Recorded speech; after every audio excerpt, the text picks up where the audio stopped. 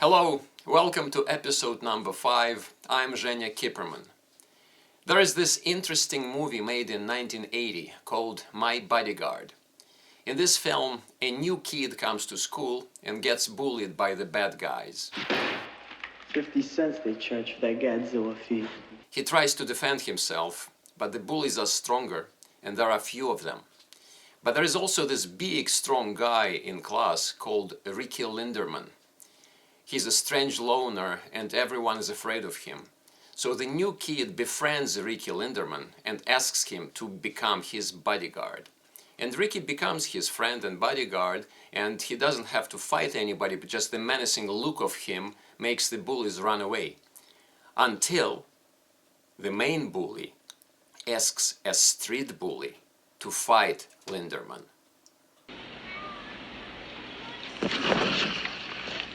You're not so tough. I thought you said this guy is tough, huh? And suddenly everyone sees that Ricky only looks tough. He is big and strong, but not brave. He doesn't want to fight.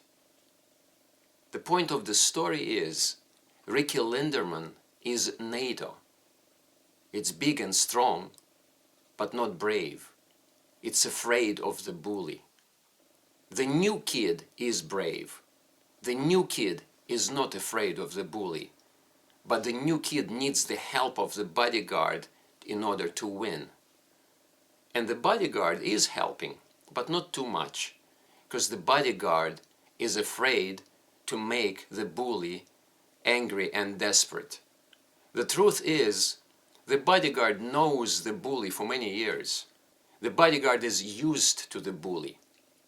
But the new kid is new, unpredictable, and free. So the bodyguard is afraid of the world without the bully and with a strong new kid. Now I'd like to support my controversial metaphor with a bit of reality.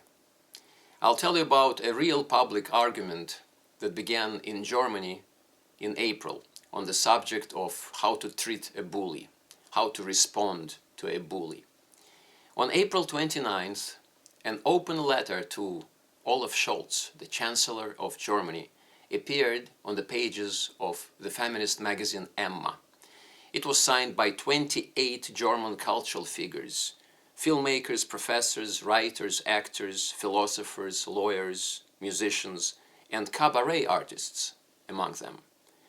The letter urged Chancellor Scholz not to supply heavy weapons to Ukraine and to do everything he could, quote, to help bring about a ceasefire as soon as possible, a compromise that both sides can accept, end quote.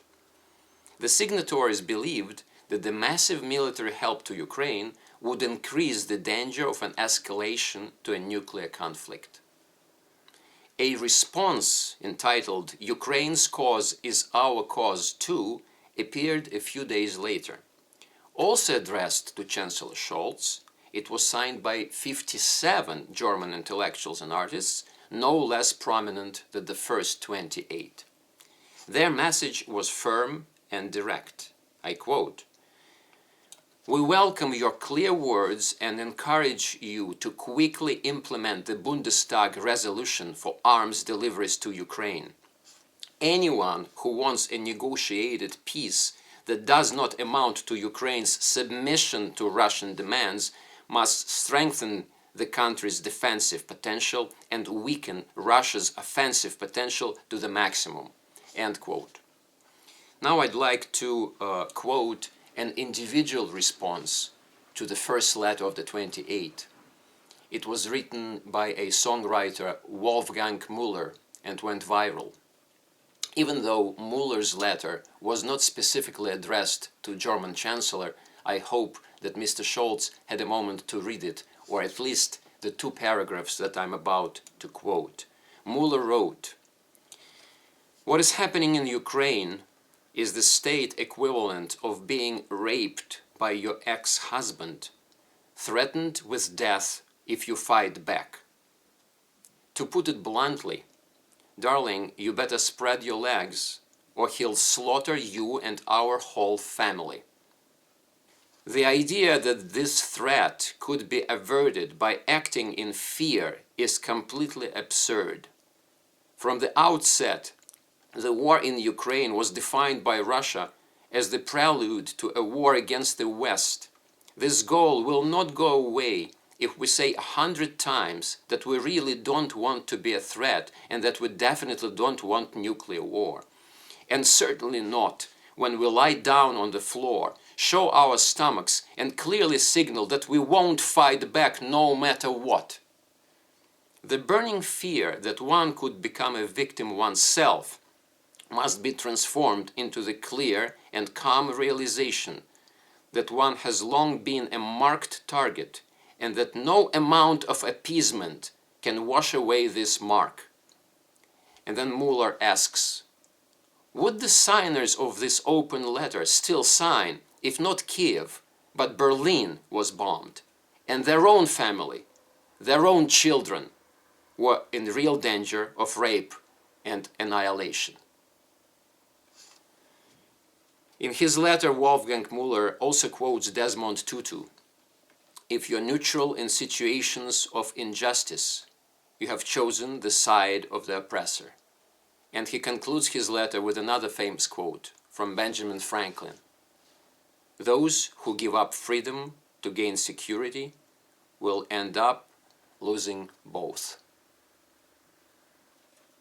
Now let's go back to My Bodyguard. At the end of the film, Ricky Linderman gathers all his courage and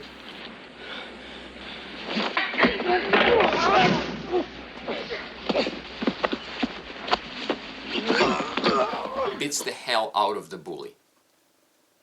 I have two questions. Question number one, why don't they make such movies in America anymore? Question number two, how many more innocent lives and ugly threats before NATO realizes that the only way out of this is Putin's total defeat?